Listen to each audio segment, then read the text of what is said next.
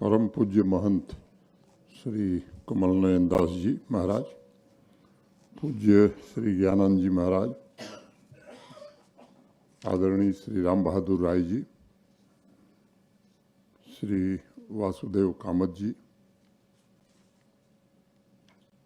पूर्व सांसद आदरणीय लल्लू सिंह जी, सभागार में उपस्थित सभी महानुभाव, देवियों, सज्जनों और मित्रों, 3 दिवसीय अयोध्या पर्व के आयोजन के लिए मैं आयोजन से जुड़े सभी सम्मानित महानुभावों को हृदय से बधाई देता हूं, शुभकामनाएं देता हूं। पिछले वर्ष 22 जनवरी को अयोध्या के भव्य मंदिर में प्राण प्रतिष्ठा की घड़ी बीते 1 वर्ष से ज़्यादा समय हो गया है और इस दौरान पूरे विश्व ने भगवान राम और अयोध्या से जुड़े दर्शन, तत्व ज्ञान को जानने, समझने और उस पर संवाद के लिए एक नया प्रवाह पथ निर्मित हुआ है। और इसलिए मैं 22 जनवरी को तिथि नहीं बल्कि एक ऐसे सेतु के रूप में देखता हूं जिसने अतीत को वर्तमान से जोड़ने का एक बृहत्तर काम किया है।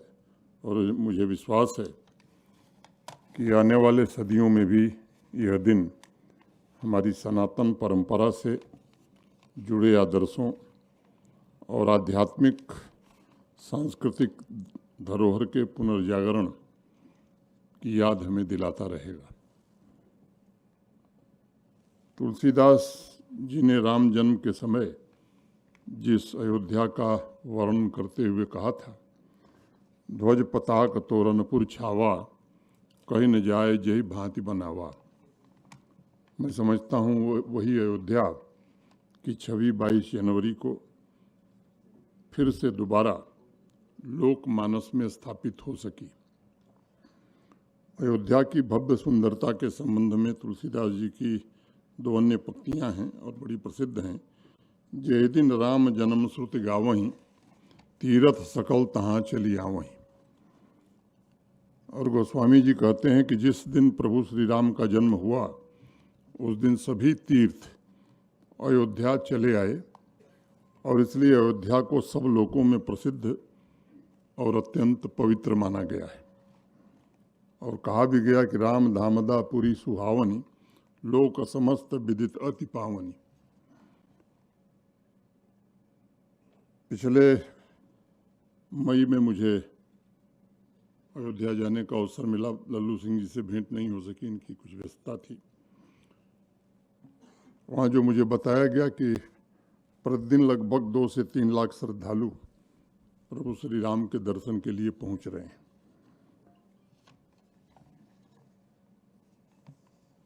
अयोध्या धाम के संबंध में जो मैंने देखा, मैं अपने व्यक्तिगत अनुभव जरूर आपसे साझा करना चाहूँगा। और मेरा निजी अनुभव है कि यह सिर्फ एक प्राचीन शहर और तीर्थस्थल का रिवाइवल या पुनर्जीवन नहीं है, बल्कि सदियों के पश्चात भारत ने आध्यात्मिक जागृति का अनुभव किया है। और मेरा मानना है कि अयोध्या का महत्व भूगोल से परे है। भारत के लोकमानस के लिए अयोध्या सिर्फ एक शहर नहीं है, बल्कि आध्यात्मिक प्रतिध्वनि का प्रतिबिंब है। अयोध्या आनंद और जागृति की कुंजी भी है। अयोध्या समाज की ऊर्जा, चेतना और जीवन शक्ति भी है। अयोध्या हमारी विरासत, चिंतन और संस्कृति के सर्वोत्तम तत्वों का भंडार भी है। अयोध्या हमारी सांस्कृतिक एकता का प्रतीक है। अयोध्या हमारी प्रेरक शक्ति है। अयोध्या राष्ट्र का सांस्कृतिक और आध्यात्मिक आधार भी है।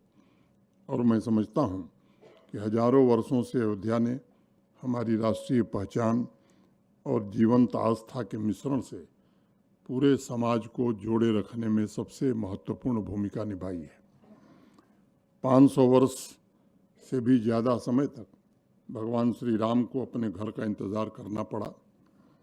उस इंतज़ार के दौर में भी सभी तीर्थ स्थलों में अयोध्या एकमात्र वह पवित्र स्थान रहा है जो सिर्फ दिव्यता और भव्यता नहीं बल्कि धर्म, कर्तव्य, सत्य, सद्गुण, न्याय, भक्ति और समाज की आकांक्षा का भी प्रतिनिधित्व करता रहा है। आज अयोध्या जहां एक तरफ नैतिक और चारित्रिक आदर्शों का प्रतीक है, वहीं दूसरी तरफ इसने भारत की आस्था और इतिहास को जोड़कर प्राचीन परंपराओं को शक्तिशाली बनाने का भी काम किया है। और इसलिए विशेष रूप से मैं नई पीढ़ी से ये जरूर कहना चाहूँगा कि एक तरफ अयोध्या में जहाँ आप अध्यात्म का स्वर्ण शिखर देख सकते हैं, वहीं दूसरी तरफ अयोध्या में आपको व्यक्तिगत मूल्यों और आकांक्षाओं का प्रतीक भी स्पष्ट रूप से नजर आएगा। भगवान श्री राम के अवतरण और उनकी सांसारिक यात्रा को किसी भी नज़रिए से अगर अध्ययन किया जाए तो उसमें एक बात जरूर नज़र आती है कि अयोध्या भारतवर्ष की एक जीवंत परंपरा है जिसका कण कण श्रद्धा और प्रार्थना से सराबोर है। अयोध्या को मैं प्राचीन भारत के सॉफ्ट पावर के रूप में भी देखता हूँ, जिसने मूल्यों, परंपराओं और लोक संस्कृति के द्वारा विचारों के प्रसार में योगदान दिया। और ये कह सकता हूँ मैं कि प्राचीन भारत का यही सॉफ्ट पावर था जिसने इंडोस्फीयर बनाने में सबसे ज़्यादा मदद की। इंडोस्फीयर का तात्पर्य हुआ दक्षिणी, दक्षिण पूर्व और पूर्व एशिया सहित एशिया के तमाम उन क्षेत्रों से है जो ऐतिहासिक रूप से भारत के आध्यात्मिक दर्शन, भाषा और सनातन संस्कृति से काफ़ी प्रभावित रहे हैं। इंडोनेशिया का 9वीं शताब्दी में निर्मित परब्रह्मन मंदिर, जिसे प्रम्बनन भी कहा जाता है, इसका एक जीता जागता उदाहरण है। इस मंदिर की भीतरी दीवारों पर रामायण की कथाओं को, कहानी को उकेरा गया है। थाईलैंड के अयुत्या शहर का नाम अयोध्या के नाम पर ही रखा गया था। और भगवान श्री राम थाई समाज और संस्कृति का अभिन्न अंग हैं, ये हम सब जानते हैं। इसी तरह कंबोडिया हो, साउथ कोरिया हो, ऐसे अनेक उदाहरण हैं जो अयोध्या से जुड़े हुए हैं। साथ ही मैं मानता हूं कि एशिया में विचारों और संस्कृति को आकार देने में अयोध्या का बहुत व्यापक प्रभाव रहा है। अमूर्त रूप में देखा जाए तो अयोध्या एक कल्चरल मैग्नेट की तरह भी है, जिसने भारत की स्पिरिचुअल पावर को बढ़ावा दिया। और मैं कहना चाहूँगा यहाँ की प्राचीन काल से ही अयोध्या एक गुरुत्वाकर्षण बल, एक प्रकार का ग्रेविटेशनल पुल था, जिसकी वजह से अन्य देशों में इसका प्रभाव साहित्य, कला, संगीत और रंगमंच के माध्यम से बराबर बढ़ता चला गया। मैंने व्यक्तिगत रूप से इस बात को महसूस किया है कि अयोध्या हमारी चेतना से बड़े गहरे रूप से जुड़ा हुआ है। अगर हम मन से अयोध्या का विचार हटाने का प्रयास भी करें तो भारत की सांस्कृतिक आध्यात्मिक परंपरा अधूरी हो जाएगी। ऋग्वेद में हमारे ऋषियों ने कहा है, हृदय पश्यन्ति मनसा विपश्चितः, ज्ञानी लोग आँख से नहीं बल्कि मन और हृदय से देखते हैं। अगर उस मन से अयोध्या हट जाए और बाकी सब बचा रहे, तब भारत निश्चित रूप से अधूरा ही दिखाई पड़ेगा। और इसलिए मेरा विश्वास है कि अयोध्या भूगोल से परे भारत की आत्मा का प्रतीक है और अयोध्या पर्व और इसके माध्यम से उससे जुड़े विराट आदर्शों और संस्कृति को समाज हर एक वर्ग तक पहुंचाने का ये प्रयत्न जो आदरणीय राम बहादुर राय जी, उनके सहयोगी और आदरणीय लल्लू सिंह जी ने किया है, इसकी जितनी सराहना की जाए मैं समझता हूँ वो कम है। 21वीं सदी में प्रभु श्री राम के आदर्शों के अनुरूप राय साहब ने बताया कि आज़ादी के संघर्ष के समय भी यही कल्पना थी। आज़ाद हुए लंबा समय हो गया। मुझे लगता है कि विकसित भारत के निर्माण के संबंध में भी शायद भारत का सामान्य व्यक्ति यही चाहता होगा। भगवान राम को मैं विकास, साहस, न्याय और जीवंत धर्म का प्रतीक पुरुष मानता हूँ। वह त्रेता युग में जरूर पैदा हुए थे, लेकिन भगवान राम भविष्य के भी हैं। सामान्य रूप से देखा जाए तो त्रेता युग 12 लाख हजार वर्ष पूर्व समाप्त हो गया, लेकिन राम अभी भी समकालीन है। इसके कुछ कारण भी हैं और सबसे बड़ा कारण यही है कि भगवान राम अकेले ऐसे व्यक्तित्व हैं जो अवतार भी हैं और सुशासन के प्रवर्तक भी हैं। वाल्मीकि रामायण में सुशासन का जिक्र करते हुए कहा गया, सर्वमुदित में वासित सर्वो धर्म परो भवत। सब लोग सदा प्रसन्न ही रहते थे। आसन प्रज्ञा धर्म परा रामे शासति नानृता। संपूर्ण प्रजा उत्तम लक्षणों से संपन्न और धर्म से तत्पर हुआ करती थी। सभी नागरिक सुखी, संपन्न और व्याधि मुक्त थे। और वहीं गोस्वामी तुलसीदास जी ने रामचरितमानस में अपने शब्दों में लिखा कि नहीं दरिद्र को दुखी न दीना, नहीं को अबुधन लक्षणहीना, अल्प मृत्यु नहीं कवनं पीरा, सब सुंदर सब विरुज शरीरा। यानी प्रभु श्री राम ने जिस सुशासन को स्थापित किया था उसमें समता, सामाजिक न्याय, समान अधिकार, जवाबदेही, प्रभावी शासन के गुण, ये सब कुछ शामिल थे।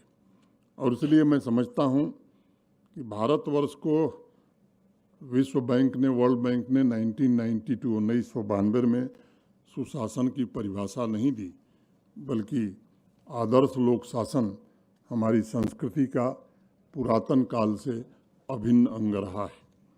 वेद, उपनिषद के अलावा अनेक प्राचीन ग्रंथों में भी कल्याणकारी शासन व्यवस्था, नैतिक कर्तव्यों का जिक्र मिलेगा। लेकिन सुशासन से जिस व्यक्ति को सबसे ज़्यादा आइडेंटिफाई किया गया, मैं समझता हूँ वह प्रभु श्री राम है। राम अकेले हैं जो त्याग, समर्पण, पराक्रम और पुरुषार्थ के साथ साथ समावेशी विकास का भी प्रतिनिधित्व करते हैं। उनका व्यक्तित्व जितना आध्यात्मिक उन्नति का मार्गदर्शन करता है, जितना स्वच्छ और पवित्र जीवन व्यतीत करने पर बल देता है, उतना ही जोर आम आदमी की स्वास्थ्य रक्षा और उसकी कुशलता को लेकर के भी बल देता है। अपने सगुण अवतार में भगवान राम ने जीवन को समग्रता में स्वीकार किया और इसलिए जीवन के हर एक क्षेत्र को उन्होंने प्रभावित किया। उनका शासन इहलोक और परलोक का एक सुंदर संगम है, जहाँ भौतिक उन्नति को नकारा नहीं गया, बल्कि उसे भी साहस के साथ जीवन के अभिन्न अंग के रूप में स्वीकार किया गया है। पूरे इतिहास में मैं समझता हूँ कि राम अकेले हैं जिन्होंने बड़े साहस के साथ व्यक्तिगत आकांक्षा और भौतिक संपन्नता को उसकी समस्तता में स्वीकार किया है, ताकि हर एक नागरिक बेहतर, खुशहाल और निरोग जीवन व्यतीत कर सके। भगवान श्री कृष्ण स्वयं उनके साहस के संबंध में गीता में कहते हैं, पवनः पवतास्मि रामः शस्त्र भृतामहम। शस्त्र सरियों में मैं ही राम हूँ। और इसलिए मैंने अभी थोड़ी देर पहले ही इस बात का जिक्र किया कि भगवान राम ने अतीत में अवतार लिया जरूर था, लेकिन दरअसल वह भविष्य के भी हैं। राम अकेले ऐसे अवतार हैं जो नागरिकों के प्रति उत्तरदायी सदैव रहें। उनकी आध्यात्मिक दिव्यता का उद्देश्य उन्हें लोगों से दूर करना नहीं, बल्कि समाज के करीब लाना रहा है। भगवान राम में शासक के वे सभी गुण हैं और इसलिए वह राजनैतिक, सामाजिक, आध्यात्मिक और सांस्कृतिक जीवन के आदर्श माने जाते हैं और मैं कह सकता हूं कि हम सदियों तक बाहरी आक्रमण और आंतरिक विघटन के बावजूद अगर अपने अस्तित्व, संस्कृति और संस्कारों को बचाने में सफल रहे हैं तो उसके पीछे प्रभु श्री राम के आदर्शों का ही प्रताप रहा है। पिछले कुछ वर्षों में भारत ने, खासतौर से 10-11 वर्षों में भारत ने सांस्कृतिक चेतना के जागरण के साथ राम राज्य के सपनों को हकीकत में कैसे बदला जाए इसका काफ़ी प्रयास किया है। विकसित भारत के निर्माण का एक मजबूत आधार तैयार हो इसकी कोशिश हुई है।